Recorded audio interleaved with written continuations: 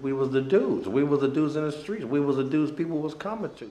I touched so many kilos of cocaine, cooking, opened up the kilos to put in a pot, that my skin on my hand, all this peeled off, was just peeled off because of the purity.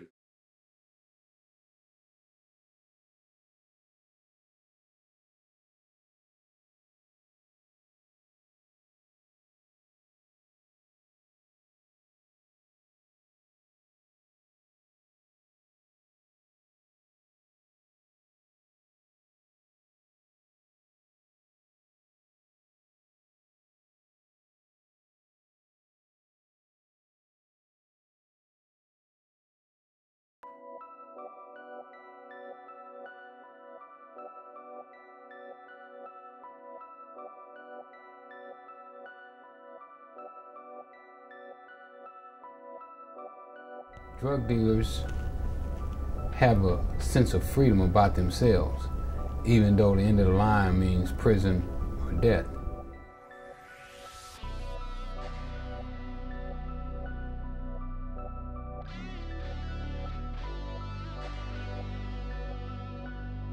Why do I think gangsters had the most influence in the hood? Good question. Well, in my opinion, they're really the only ones in the hood. Most everybody else stays away, goes to work, come home, and stays in the house, afraid to walk their own streets. So when the kid looks around, the only thing they can see are gangsters. And that's if the kid have the courage to walk the streets themselves.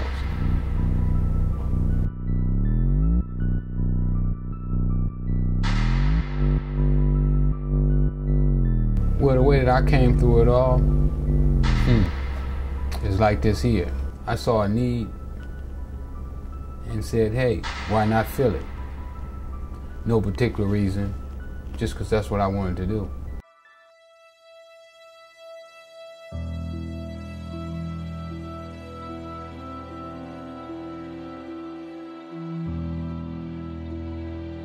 Freeway Ricky Ross was one of the more charismatic, colorful, and ultimately influential drug dealers during the 1980s in Los Angeles. He started small, he got large. His reign was very much connected to what was known as the crack epidemic.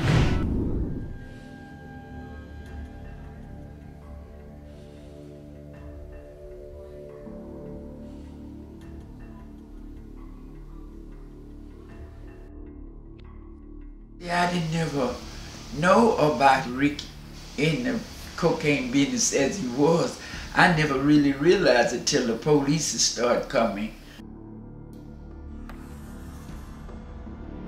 Yeah, the Freeway Boys was established around the 1980s. I came along maybe around the end of 1983, beginning of 84.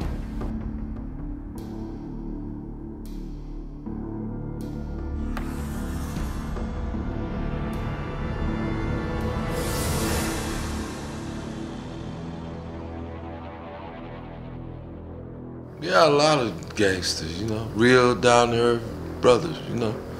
They want to get down for the cause. And the cause was we were broke. You know what I'm saying? So it's like, you know, let's go and make something happen. We did. The Freeway Boys consisted of, let me see, maybe 10, 15 guys that grew up together right in the area, right next to the freeway.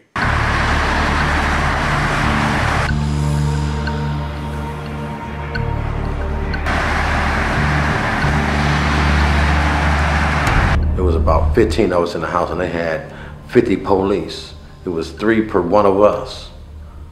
And it was not planned. They had my picture, Grump's picture, and they had Rick's picture. Well, they all were my companions, you know. We stayed together, you know. We had houses in the same place, or else we had a house where we all stayed. So they all were pretty much my companions. We pretty much did everything together, you know. Chase girls. drove cars. You know, I lived at the house with him and Moms and Sandy Mae. I mean, we did everything together. We started playing football against each other, you know. Growing up as kids, went to school together, and, you know, we just started hustling together.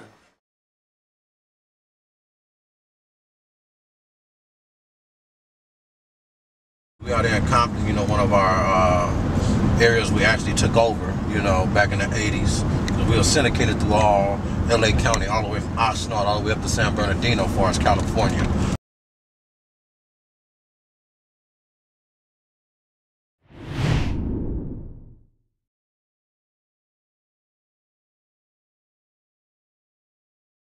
I mean, you get addicted to the power, the rush, just the overall being in the mix, you know, having the wheels turning, you know, because so many people don't know how to get their wheels to turn no other way. So dealing drugs is the perfect venue to bring all that to being. From poverty to millions. I was sleeping up under the money. I was a money man. I mean, the safe was in my room. It was like unlimited, brother. It was like a brother would go to sleep, wake up, and think about doing anything you wanted to do. It was wonderful.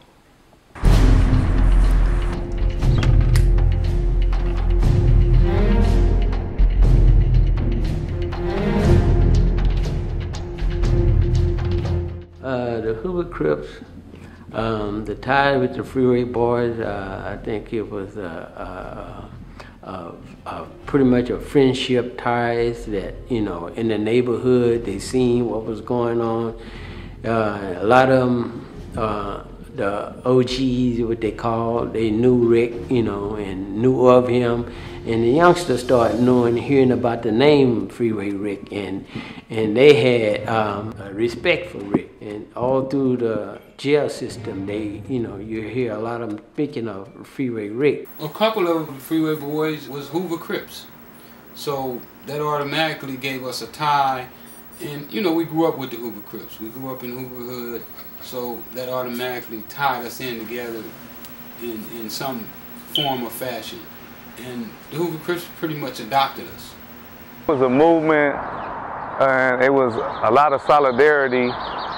And the 80s was like the stronghold of the real G era, gangster era, as people follow it today.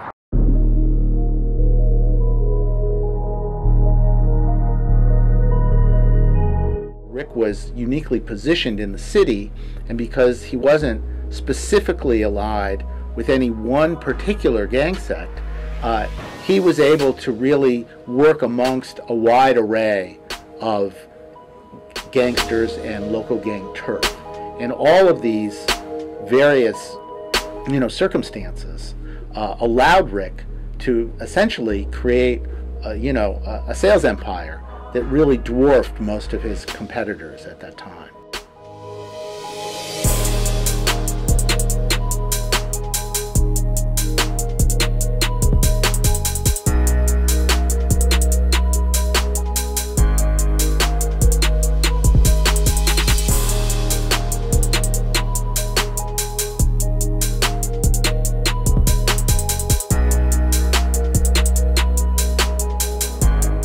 Jobs, there wasn't too many jobs. Most people just was hustling, you know. It was on most people that I know, like they was on the county, people just struggling. Most about that time when I got into selling crack, I played a role that was honest and took care of good business. I became a driver for him. I was the one who was delivering the drugs. When stuff needed to be enforced, that was my job. I was a lieutenant. And, you know, people didn't want to pay up, or you had to go make some collection. That was me. Me at 18, being the payroll man, being the payroll guy, paying everybody for working every week, I was exposed to all the money. I was exposed to $3 million, $4 million, $6 million a day.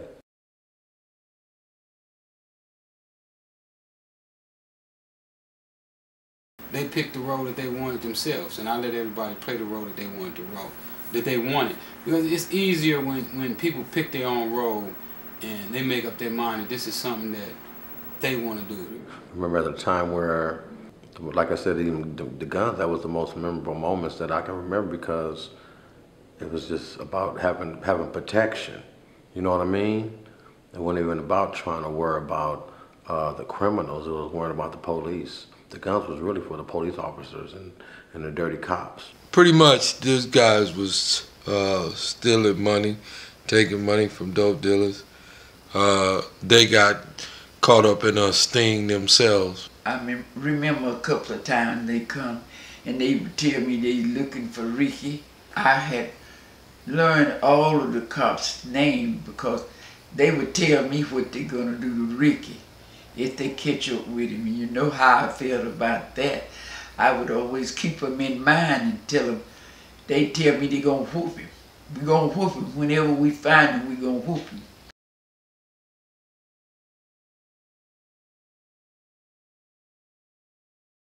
The LAPD was rocked by a huge corruption scandal involving policemen who were making profits from Rick Ross's drug trade. This was similar to the Serpico case in New York, where illicit cops were unveiled and prosecuted. Like I said, I got busted with 8 guns at one time, and they found a gun in every one of my rooms. You had to be prepared. I had a gun in the bathroom, the washroom, the living room, the kitchen, all the bedrooms, so if anything went down, I was protected.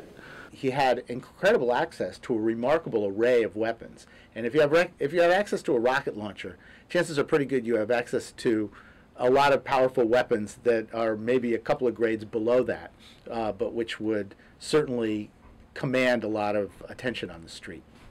Back in those days, man, having brothers backing you up even when you was wrong. You know what I mean? That sounds crazy, but when you can have some guys to back you up when you're wrong, you know what I'm saying? I mean, that meant a lot, you know. Freeway Ricky Ross, he was able to put together what you would call a cartel, essentially, of neighborhood subdealers and people that worked under him that were able to transcend the normal neighborhood boundaries that exists because of, you know, gang turf.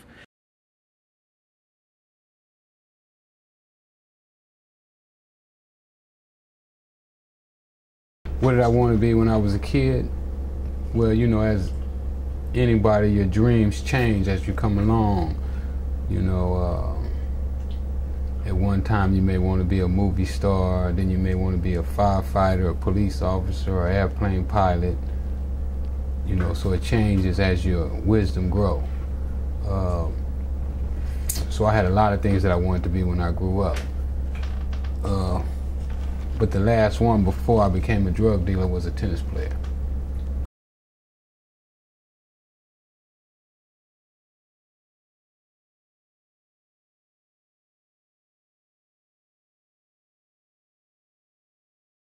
Lorenzo was a kid, maybe 18, 17 years old, when somebody first brought him to my attention and told me that he was one of the little homies and that he wanted to get down.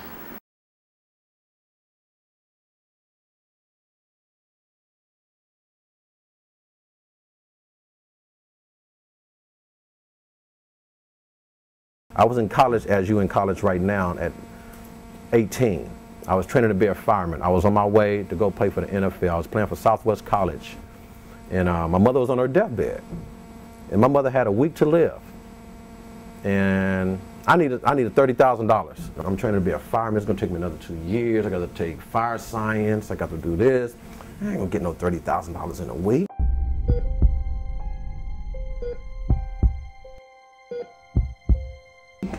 So I'm just walking down the street. You know, I knew everybody in the neighborhood. I'm walking down the street and guess what? Freeway Rick saw me walk. He said, "Hey, what you doing?" I said, "Man, I ain't doing nothing, dude. Stressing." He said, "You want to work for me?" And I'm like, "Shh, this the man. This man got millions. Man, I can go cook up." Like, cool. Hooked up with him. He put me in a spot. I just had a big old thing of cocaine. At 18, I don't know what it was. All I did, I sold that whole key in 1 week. I made $100,000. in 1 week. I was able to take care of my mother's hospital bill, buy my mother a home, take care of all my family. I built up trust where he can trust me, and there it is, it started from there.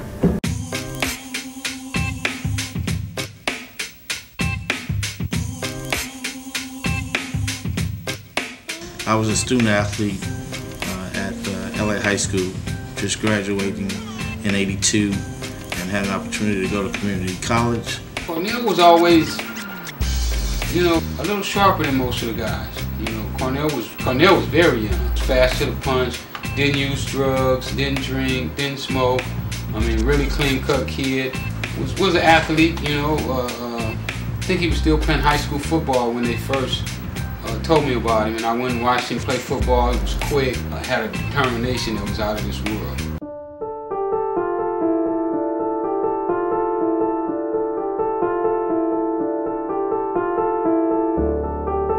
Academically, I screwed up in school, and so I went back to the neighborhood where I grew up at, and a good friend of mine drove by and saw me standing on the corner. His name is Rick Ross. They call him Freeway. And he asked me a question about, man, what are you doing? You're supposed to be at school. I said, man, I screwed up. Can't play this year because I screwed up academically. And he said, well, come on with me.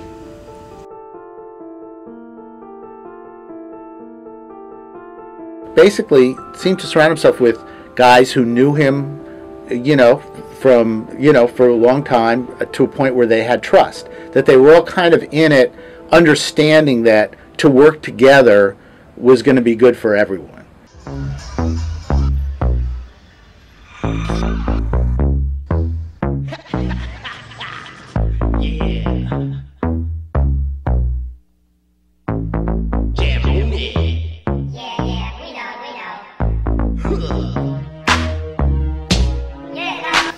Oh, the 80s, it was lovely. It was lovely. It's money everywhere, people everywhere, bling bling everywhere, cars everywhere. It's just a joyous occasion. Low riding and it's Chevys and, you know, a few Fords and, you know, most of them 6'4" Chevys, and, you know, some of them had some trucks that they had fixed up. A lot of them, just like you say, living the life of Raleigh, living the lavish life. You know what I'm saying? Having money, doing what you can do, spending what you can spend when you get ready to, partying. And that's the part I enjoy the most. Women, the cars. For a young guy in the 80s to start out with an 8-ball, maybe pay $150 for it. By the end of the week, if he hustled 24/7, he could be up on a key, which basically means 40,000. If he kept hustling 2 months, 3 months, he could be a millionaire. For real. Three words of the wax, still back. You get me down and then giving no slack like a boogie king with the sack of Big Macs. Throwing down with the rackables ass on time. In your mind, see, you gotta move the key, man. The lowriders became just amazing because now you had the money to put the kind of paint job and material.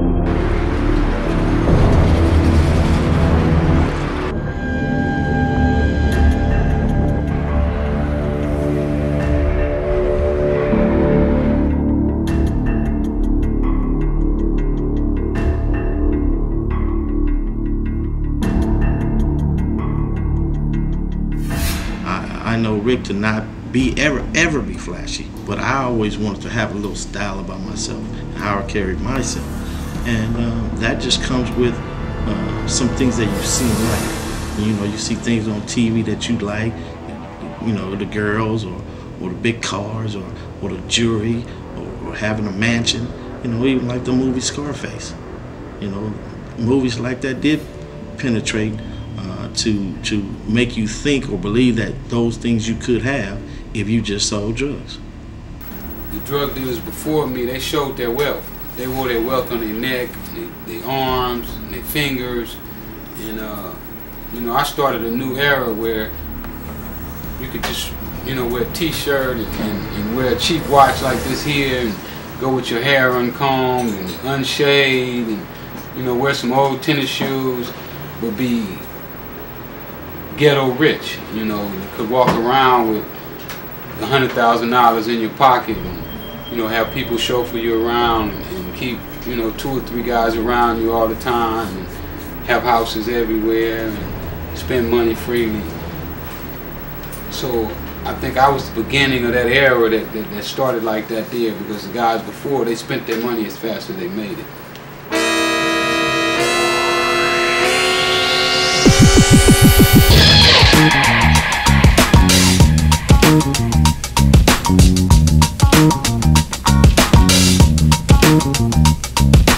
The 80s was a time when it just appeared that everybody was living a life carefree. There was so much money being made from the distribution of that poison. There were young guys running around 15 and 16 years old, you know, millionaires driving brand new cars, owning houses. I knew guys that were living in apartments and driving Rolls Royces.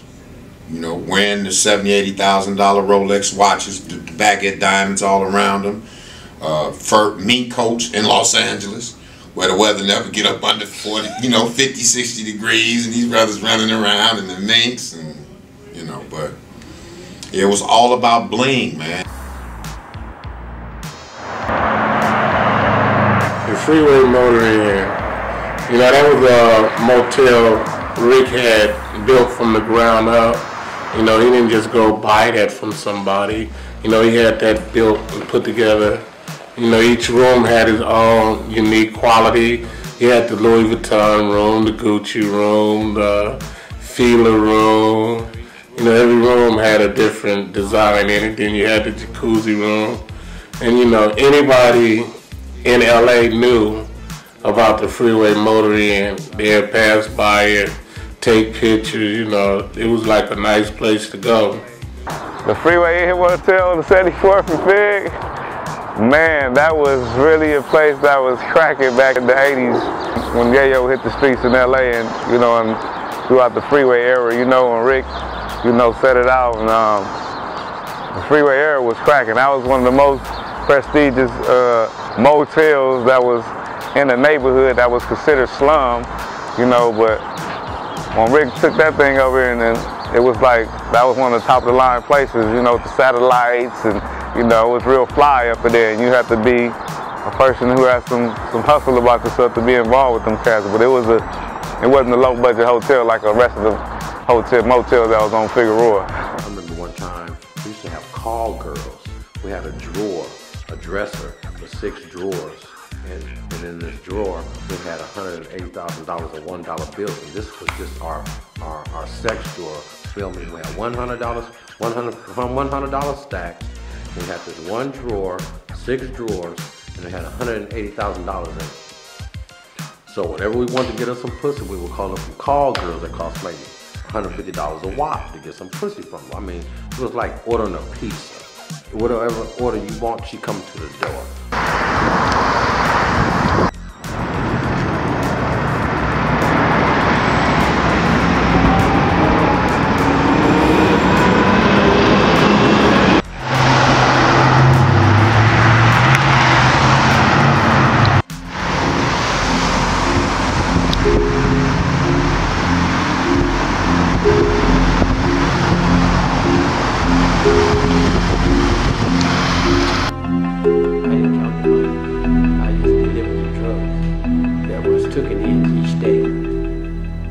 All I know is quite a bit because the drugs that they was picking up from me.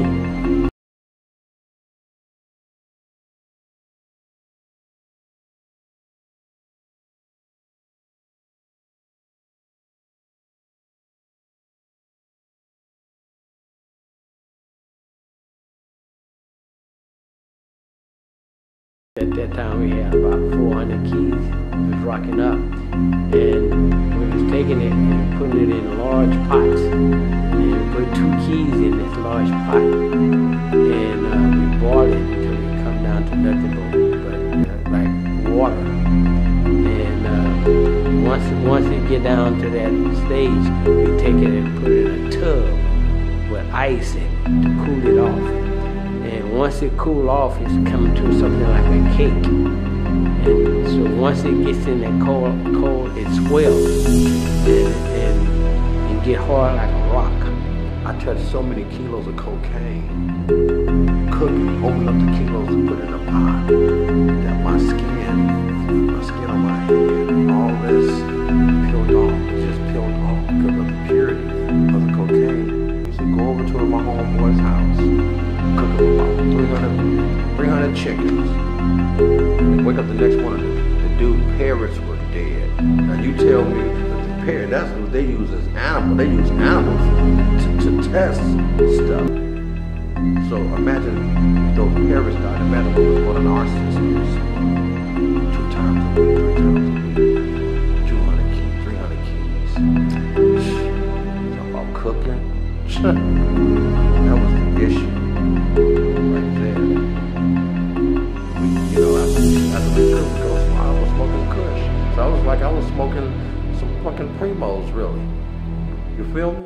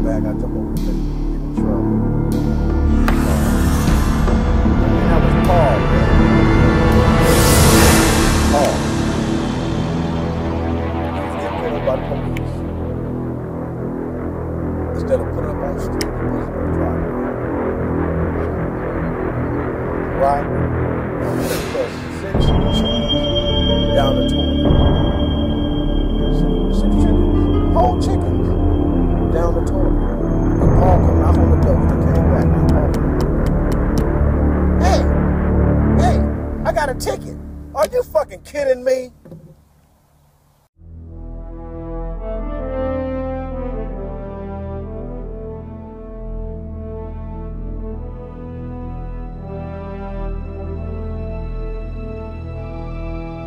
I guess the first sign that we were having problems was when JJ started going through his little mental thing. It was time to be quiet, man. It was time to lay low, you know what I'm saying? That's what time it was. Time to hide out.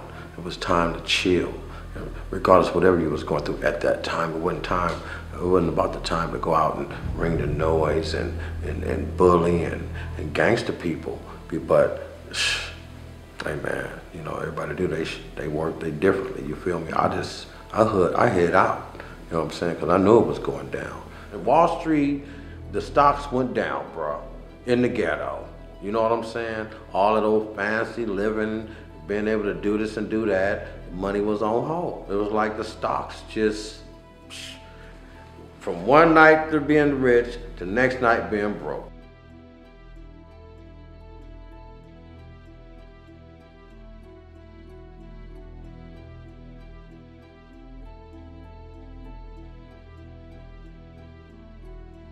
JJ is my first cousin also. I left Texas and came to California, and later on he came out here during the 80s, and you know, and him and Rick was you know, close, and they worked it together, and I worked with them. JJ was something like he was sort of like a role model to me, you know what I'm saying? He was sort of like an older brother to me, so he kind of, after he moved to California, he got in the game and started, you know, doing things. So it kind of encouraged me, you know, along the way the route to go in the game.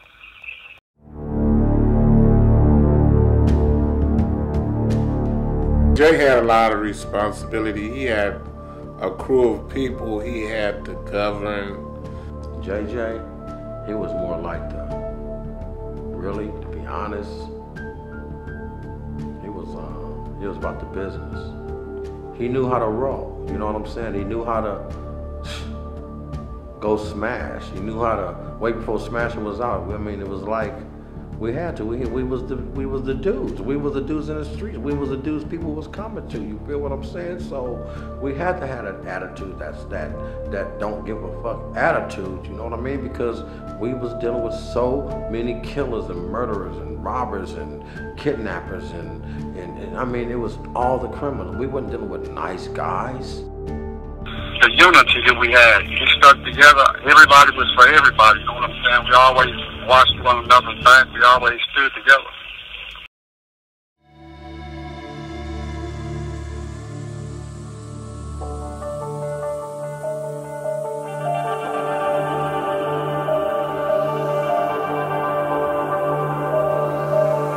I guess the first sign that we were having problems was when JJ started going through his mental thing.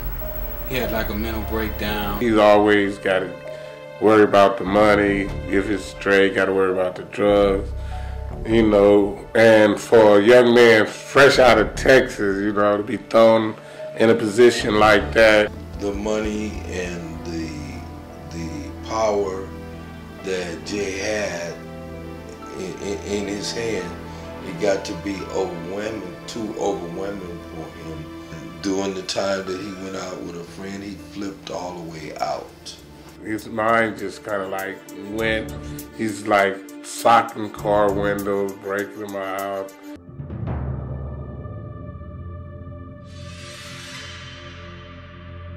And he wasn't JJ no more. He was kind of like, you know, running wild, you know, just doing what JJ wanted to do.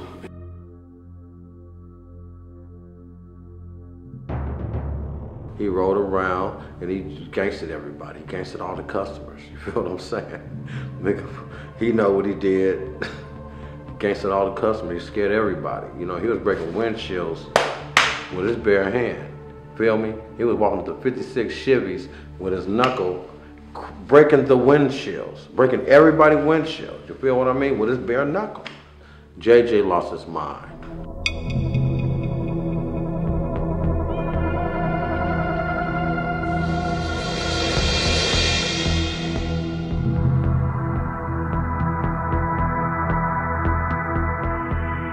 JJ and Rick had some personal things that, you know, they talked about with each other, you know, and, you know, maybe they got, you know, upset at each other or whatever, and some things came out and same thing was said.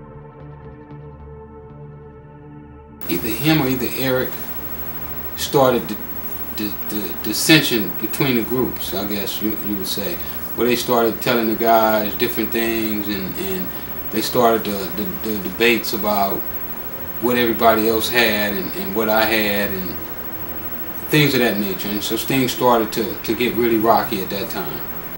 Rick didn't want to pay us, you know what I'm saying? He said he was going to pay us or whatever, but he never came off the money that he owed us.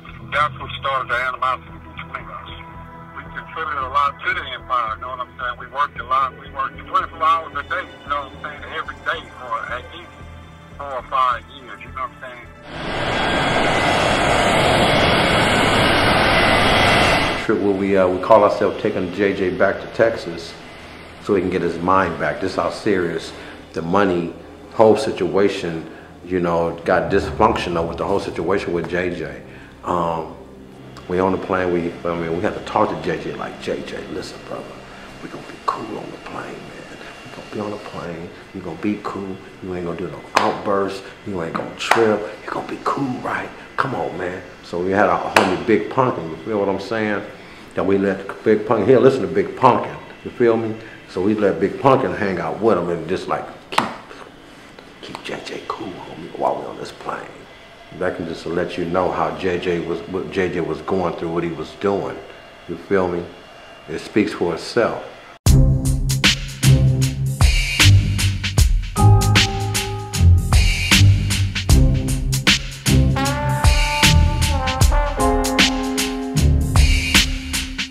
And June was a kid, you know, and he was very young when he came into the drug business, and so really he didn't have a job, you know. He was just, you know, a person that looked out and did things for, you know, Rick and, you know, for his homeboy.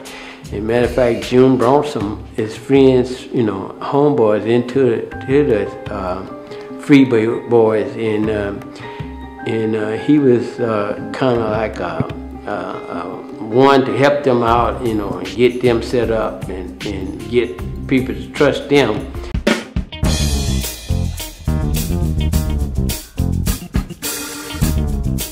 June had the kind of personality, you know, you have to remember then he was in high school, but he had so many uncles, us, that, you know, he would come by the house and he knew that it would be late, too late for him to tell me, figure out what he was going to tell me about why he wasn't in school. And he knew that I'd throw him the keys to one of my cars, and I might have had 7, 8 cars. So he had other uncles who had 7, 8 cars. And he might drive a Cherokee to school today, a Mercedes to school tomorrow, a Ferrari to school the next day. I mean, you know, he was just, he was having himself a ball. As soon as he got in, Rick took him up under his wing, you know. That was Rick's little road dog. This call will be recorded and monitored. I have a collect call from an inmate. How much is your bill?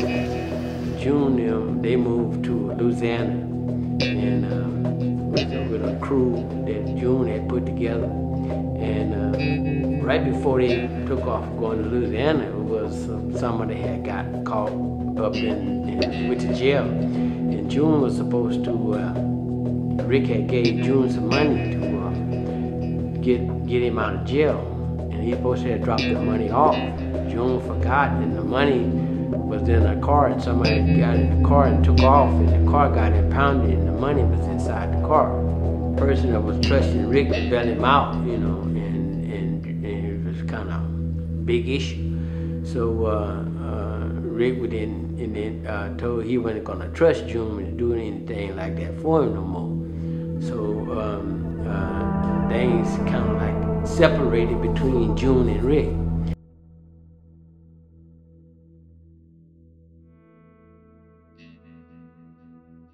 June was just saying all day that he was tired.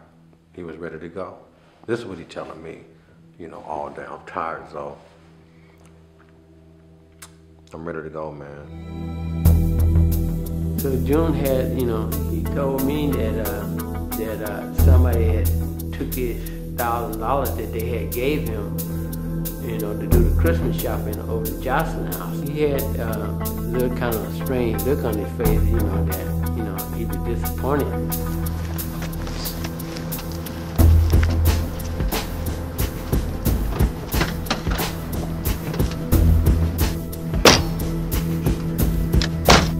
Where we going? We left and went back over to Johnson house, and then we were supposed to left to go get something to eat. We went up to Wings and Things on Western, and they came back over to Johnson house, and then they coming back up to the motel. June shot Kelly in the head, tried to shoot Steve, and then the car crashed and he shot himself in the head.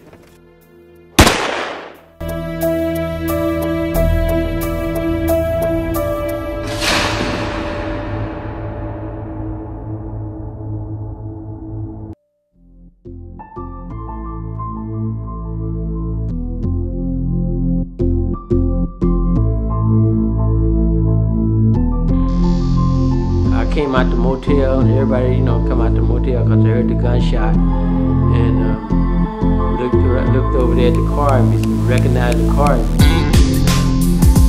thought somebody had shot him, you know. When Steve had jumped at the car, and he ran away. He didn't come to the motel. He ran. I don't know where he went. Man, I was at home sleeping, and little Steve knocked on my door.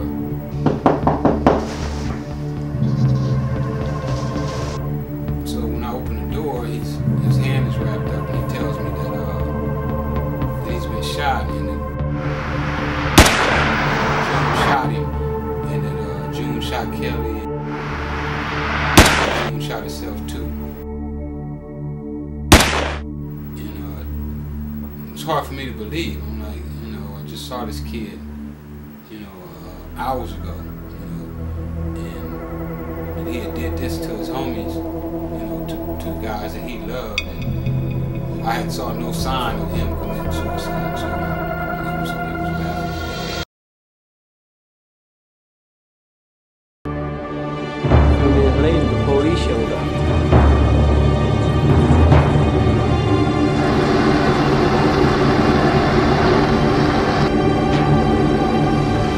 We was all sitting outside the motel on the motel side of the street. The car was on the opposite side of the street on 73rd, and right at the corner.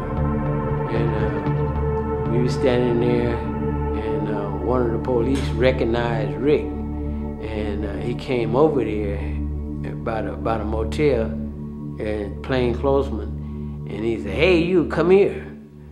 So I was standing in front of Rick, so I walked up in front of him.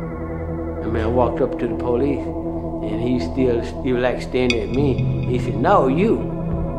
And Rick walked up there right beside him, and he had his gun out. And we just standing there. He said, "Show me some ID." And Rick showed him, Rick in his pocket, showed him. And Rick gave him the wallet, and when he got the wallet, he looked at it, and when he looked at it, Rick took off.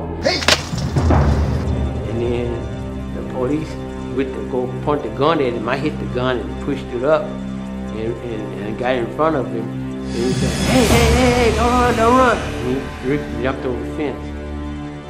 And he said, "No, man, you ain't gonna shoot my cousin. You ain't gonna shoot my cousin. Man. You ain't going down like that."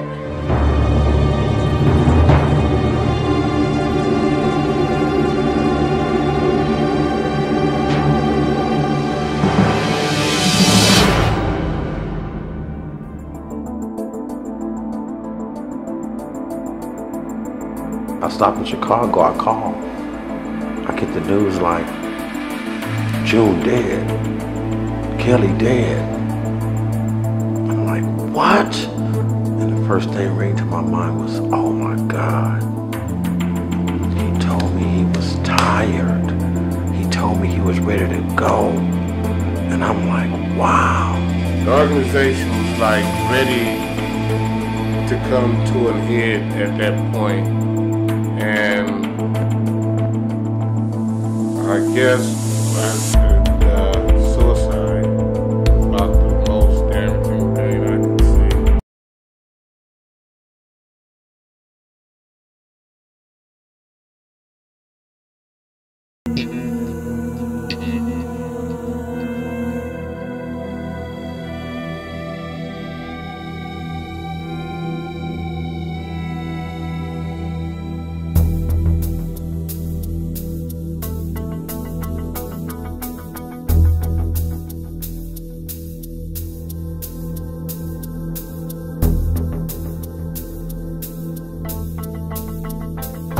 I cannot bring my brother back. And after June had died, I just got out of the game. I didn't want no more parts of it.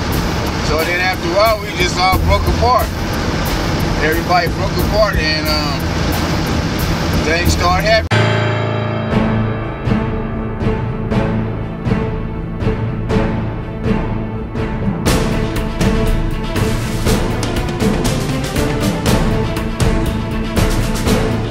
Start looking at everything in a different light, you know,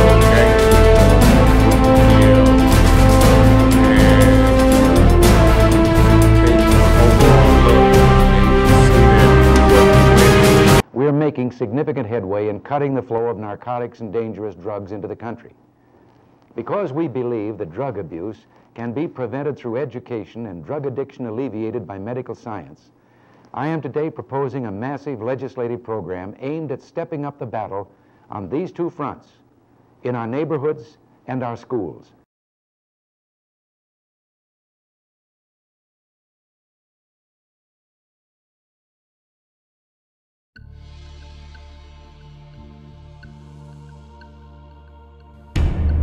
There was about 15 of us in the house, and they had 50 police. It was 3 per one of us. They was not playing. They had my picture, Grump's picture, and they had Rick's picture. That was it.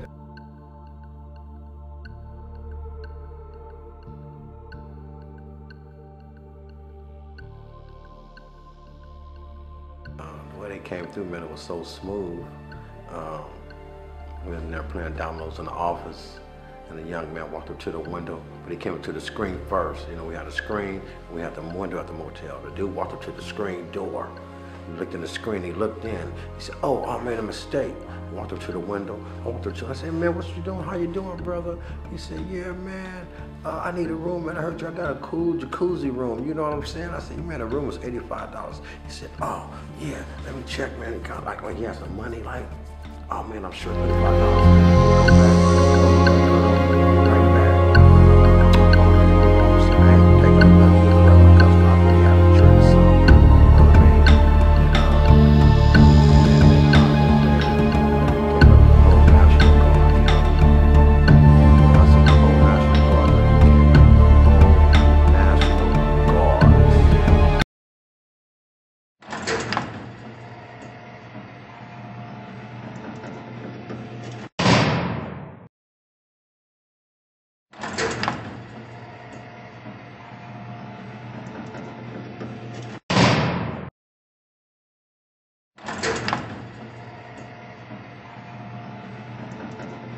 My whole entire family, when Ricky was in trouble, had to go through. They were there for me.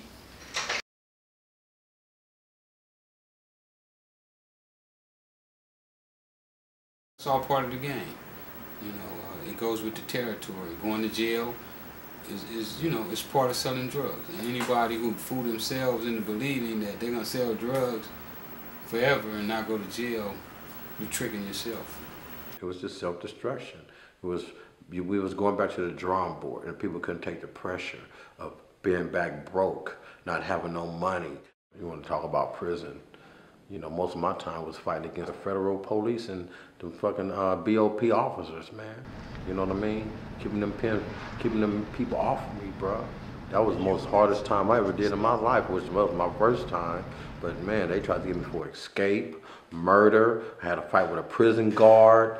The proliferation of drugs in American society has been helped by ingenious businessmen who have gone into the drug trade, such as Frank Lucas, Pablo Escobar, and Rick Ross. These men have become heroes in their own neighborhoods by using some of their ill-gotten gains to help the population avoid famine, foreclosure, etc., and have become folk heroes. And this, of course, has propelled them into near political status in their respective countries.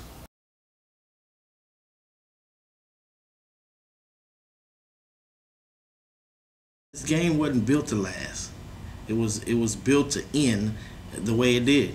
I'm just grateful and thankful that I'm alive and that he's alive, because the dope game, it kills everything you love. No matter how much money you think you're gonna get out of it, how much jewelry, how many girls, how much power, it's still gonna end up killing everything you love. There's no successful way of doing this. My advice is this: can you do the time? I mean, could you go make millions of dollars and get busted and there's nothing you can do with that money?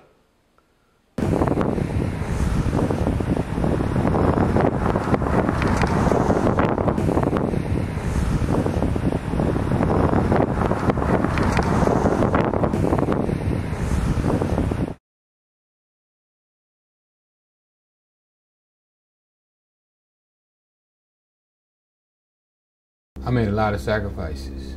I did without a lot. I had to start all over again. I had to find out who I was and what I stood for.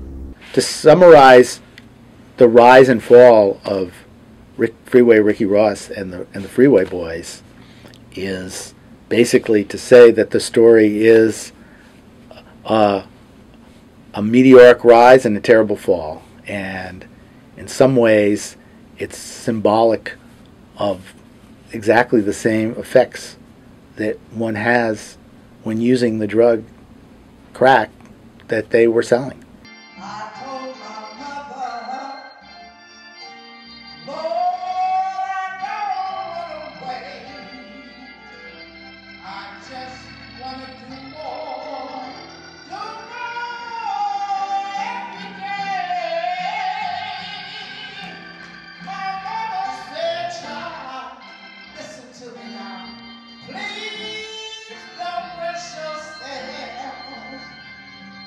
Just let the Lord do it by himself.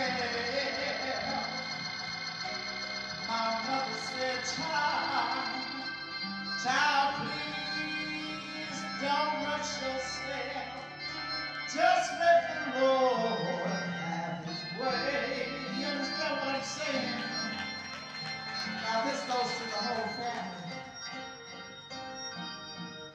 If she was living, listen, right here today, what would you do? Would you kindly thank her? Thank her for all the good things she said. And she told you to walk right, I know that, and keep God first. Oh, and all that you do. Now don't you worry, woo, Jesus, and don't you fret. You know why? God is with you. He don't want you to fret. But this I remember, when God said, let the